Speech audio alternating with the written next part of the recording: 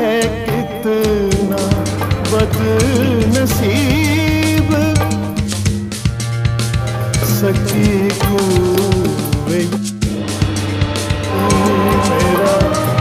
ये रही बहादुर शाह जफर की कब्र, जिसने आखिरी सांस तो हिंदुस्तान के बाहर ली, लेकिन जिसकी रूह अपने वतन के लिए तरसती रही।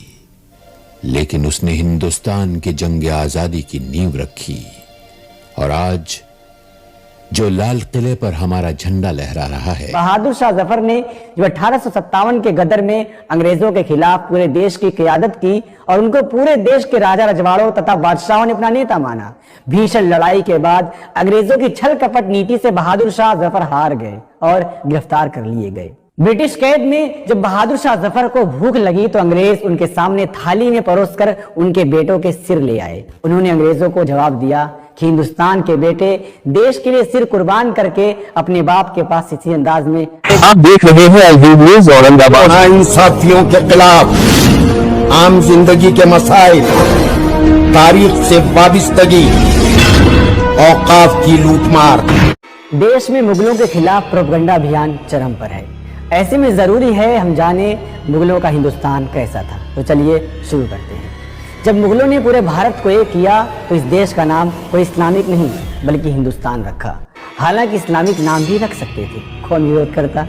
जिनको इलाहाबाद और फैजाबाद चुभता है वो समझ लें कि मुगलों के ही दौर में रामपुर बना, और तब तक भी बना जब रामपुर एक मजबूत मुस्लिम रियासत थी। नाम बदला जा सकता था, कौन विरोध करता। मगर मुस्लिम नवाबों ने भी रामपुर का नाम नहीं बदला तो सीतापुर भी बना रहा, जो कि वो भी मुस्लिम रियासत थी। अयोध्या तो बसी ही मुगलों के दौर में। रामचरितमानस भी मुगलिया काल में ही लिखी गई। मथुरा वृंदावन तो बसी ही मुगलों के दौर में। बनने से रोक सकते थे, कौन विरोध करता। आज के माहौल में मुगलों को सोचता हूँ, मुस्लिम हुक्मरानों को सोचता हूँ तो लगता है कि उन्होंने बेवकूफ़ी की। होशियार तो ग्वालियर का सिंधिया घराना था, होशियार मैसूर का वाडियार घराना भी था, और जयपुर का सवाई जयसिंह का राजशाही घराना भी होशियार ही था। तो जोधपुर उम्मेद सिंह का भी राजघराना भी होशियार ही था। देश के साथ गद्दारी भी की और आज सबसे बड़े देशभक्त भी बनते हैं। टीपू सुल्तान हो या बहादुर शाह जफर, बेवकूफ़ी कर गए। कोई चिथड़े चिथड़े हो गया तो किसी को देश की मिट्टी भी नसीब नहीं हुई, और सबके वंशज आज भीख मांग रहे हैं। अंग्रेजों से मिल जाते तो वो भी अपने महल बचा लेते और अपनी रियासतें भी बचा लेते। वाडियार, जोधपुर, सिंधिया और जयपुर राजघराने की तरह उनके वंशज भी आज ऐश करते, उनके बच्चे भी आज मंत्री विधायक बनते। यह आज का दौर है। यहाँ भारत माता की जय और वंदे मातरम कहने से ही इंसान देशभक्त हो जाता है, चाहे उसका इतिहास देश से गद्दारी का ही क्यों ना हो।